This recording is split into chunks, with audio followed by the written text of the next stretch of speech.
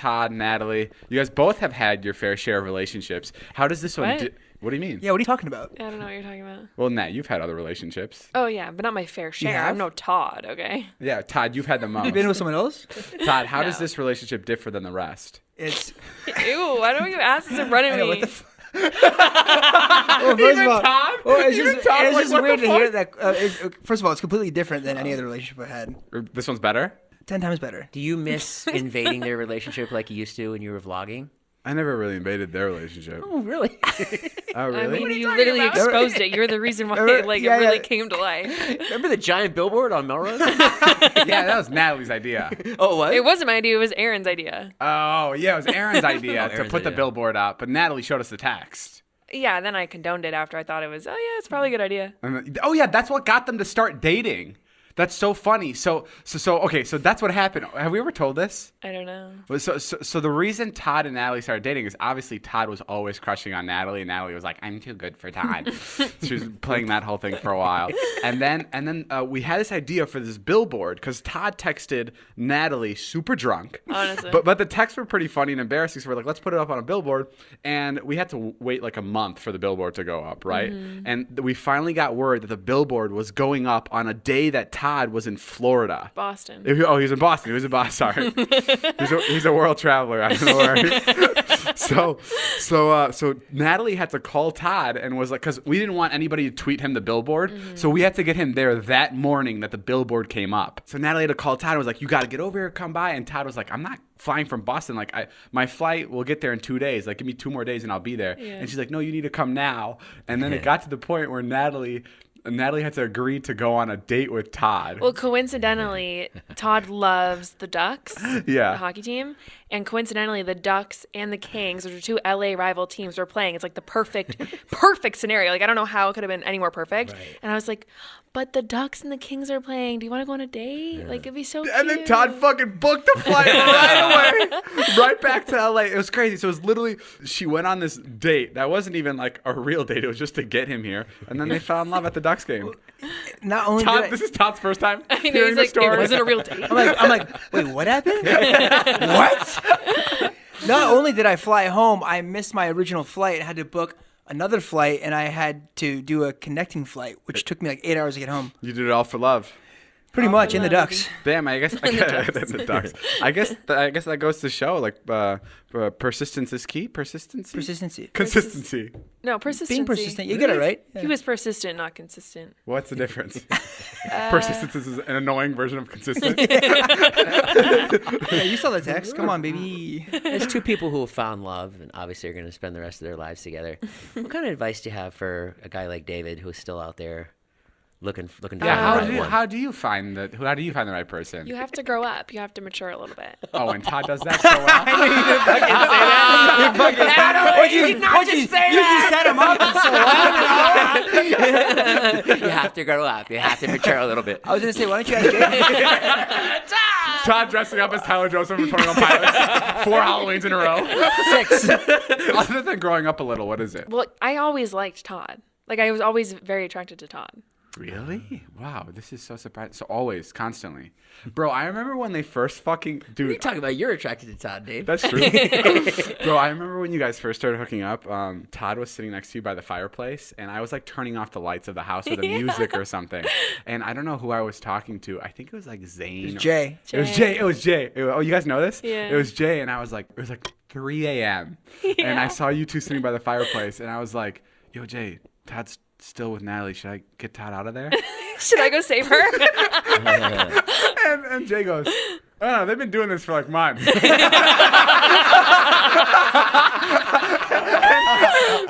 I go, "Oh, what?" And I was so surprised, and it like, I don't know, that was the craziest thing to me. I was like, it's been going on for months, and like usually I'm like pretty caught up with everything that's happening in the friend group, especially with you. Yeah. And then that was this huge surprise that you and Todd have been hooking up and having a little fling. I know, I'm sorry. You were the last person I wanted to tell, though. And you're the first person I wanted to tell. I know, literally. Have you ever heard the song "Say Say Say" by Yes, Michael Jackson love and it. Paul McCartney? So whenever I see Taylor, I say Tay, Tay Tay Oh, Tay. that's where it comes from.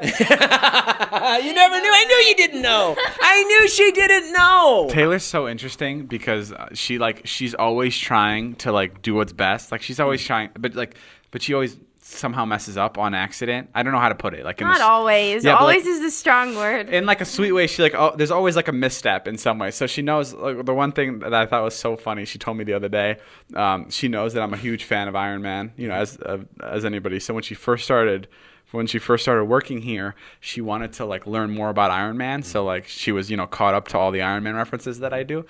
So she listened to a podcast about Iron Man, like a full-on podcast, and she told me she showed me 14 minutes in, she realized that it was about the race Iron Man, and it had nothing Triathlon. about the triathlon, and it had nothing to do with the character. It was just the Iron Man where you swim, bike, and run. And she's like, once they like wouldn't drop the subject about running, I realized that I was in the wrong place. No, they started talking about cycling, and then I was like, wait, what have I been listening to? Iron Man doesn't cycle. And then they're like, yeah, it's crazy that people can do it. And it's like this, they like explain the entire race. Like you run and then Right. swim. You run, cycle. you swim, and you cycle. And Taylor found out that was not one of the Avengers. Tough to do an Iron Man. Tough to be an Avenger. So Right, sort right. of I the was same thinking, thing. yeah. Nat, I have a question. If we don't find the love of our lives that that we die with, and we just die single, do you want to be buried together? I mean, I don't care. I'm dead. Can I jump in with you guys? Can I jump in with you guys? I would love to be buried above ground with you, Natalie and David. above ground. Yeah, above ground in a mausoleum. We've talked about this. Oh. Is that your thing? You want to be in a mausoleum? Yeah, a mausoleum. So you can Why? walk out of it if you come out of the ground.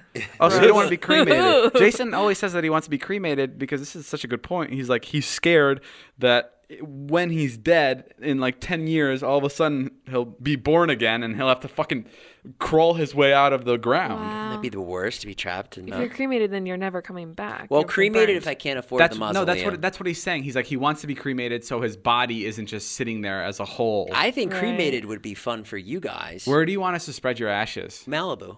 Can I smoke you? Smoke me, do whatever you want. It's Pat. like Smoke me up, snort me.